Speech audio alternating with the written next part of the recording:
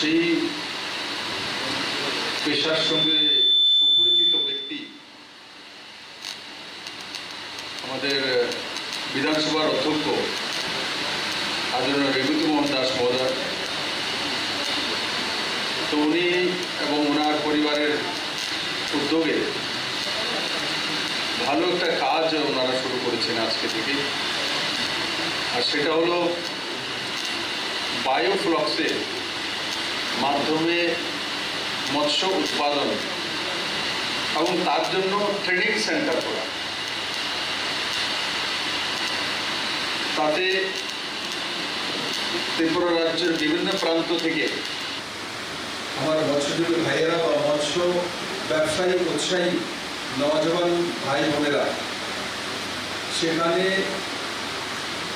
থাকার ব্যবস্থা রয়েছে, থেকে খাওয়া দাওয়া করে মানে লজিং ফুডিং সব ব্যবস্থা আছে। আর বায়োফ্লক্সের মাধ্যমে কীভাবে মৎস্য চাষ হয় সেটা আমরা করতে পারবো না। ত্রিপুরা সরকার স্কিল ডেভেলপমেন্টের মাধ্যমে 500 লোকের ট্রেনিং এর ব্যবস্থা করতে চলছে, কিছু কিছু চালু হয়ে গেছে। কিন্তু যেটা আছে আমি রেবতী বাবুর বাড়িতে দেখে এসেছি, সেটা নিশ্চিত মৎস্যজীবী সমাজকে, তপশিলি জাতি মোর্চার সমাজকে অনেক লাভান্বিত করবে, উৎসাহিত করবে। আর বায়োফ্লক্স মানে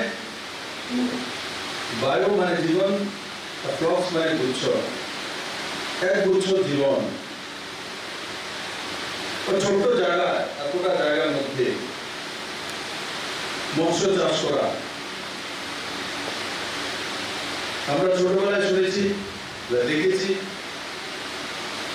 একটা পুকুর হতে হবে, দিঘি হতে হবে, জলাশয় হতে হবে, তবে মাছের চাষ হয়, নাহলে মাছের চাষ করা যায় না। এখন টেকনোলজি বলছে এই দিঘিগুলি তত লাভ দিতে পারে না যতটা লাভ এই বায়োফ্লক্সের মধ্যে ছোট ছোট এরিয়াতে দেওয়া হয়। তার মধ্যে খরচাও কম। কমসে কম মৎস্য চাষ আমরা যেই পদ্ধতিতে করি আমাদের প্রথাগত, তার আর তার মধ্যে তফাৎ রয়েছে। তাতে কমসে কম 25% খরচা কম হয়, আবার মাছের বৃদ্ধি 1.5 গুণ, মাছের বৃদ্ধিও বেশি, আবার খরচাও কম, দুই দিকেই লাভ।